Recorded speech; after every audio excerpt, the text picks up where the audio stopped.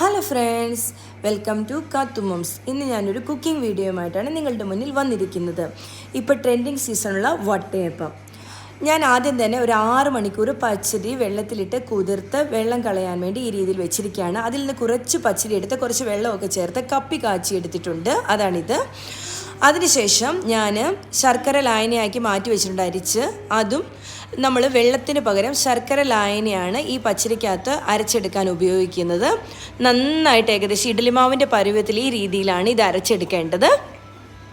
അതുകൂടാതെ ഈ കപ്പി കാച്ചിയത് ചൂടാറിയതിന് ശേഷം അതും ജീരകവും ഏലക്കാപ്പൊടിയും കുറച്ച് ചോറും ചേർത്ത് നന്നായിട്ട് മിക്സിയിൽ വീണ്ടും അരച്ചെടുക്കണം.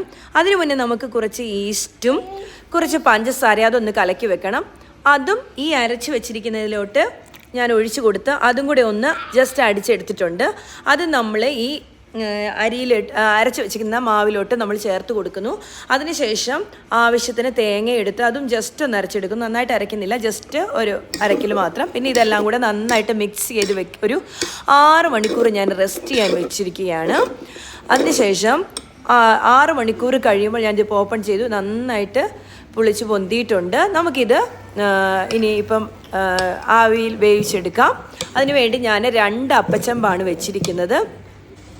നമ്മൾ ഈ പാത്രത്തിലാണ് ഇത് ഉണ്ടാക്കിയെടുക്കുന്നത്. ഞാൻ കുറച്ച് ഓയിലൊക്കെ അതിൻ്റെ അകത്തൊന്ന് സ്പ്രെഡ് ചെയ്ത് കൊടുത്തിട്ടുണ്ട്. അതിനുശേഷം അതിന് മുകളിലോട്ട് ഞാനിത് മാവ് ഒഴിച്ചു കൊടുത്തു. ഞാൻ കുറച്ച് മുന്തിരിങ്ങയും അതിൻ്റെ കൂടെ ചേർത്ത് കൊടുത്തിട്ടുണ്ട്.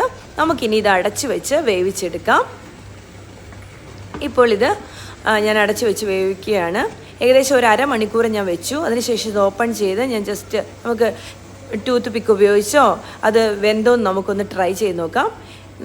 ഇപ്പോഴിത് നന്നായിട്ട് വെന്തിട്ടുണ്ട്. അതിലൊന്ന് സ്റ്റിക്കായിട്ട് ഇരിപ്പില്ല. അടുത്ത ഒന്ന് ട്രൈ ചെയ്ത് നോക്കി, അതും വെന്തിട്ടുണ്ട്. കാരണം 1/2 മണിക്കൂറൊക്കെ ആകുമ്പോഴത്തേക്ക് ഇത് വെന്ത് കിട്ടും.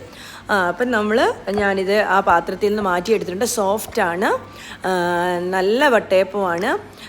അപ്പോൾ എല്ലാവരും ഈ രീതിയിൽ ഒന്ന് ട്രൈ ചെയ്ത് നോക്കണം. നല്ല എമ്മിയാണ്. ഷുഗറൊക്കെ ഉപയോഗിക്കാതെ ജാഗർ ഉപയോഗിക്കുകയാണെങ്കിൽ നമുക്ക് ഹെൽത്തിനും കുഴപ്പമില്ല, ടേസ്റ്റും ഉണ്ട്. അപ്പോൾ എല്ലാവരും ഈ രീതിയിൽ ഒന്ന് ട്രൈ ചെയ്ത് നോക്കുക.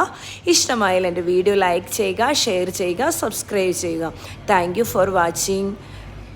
See you next video. Thank you. Bye. Bye. Bye.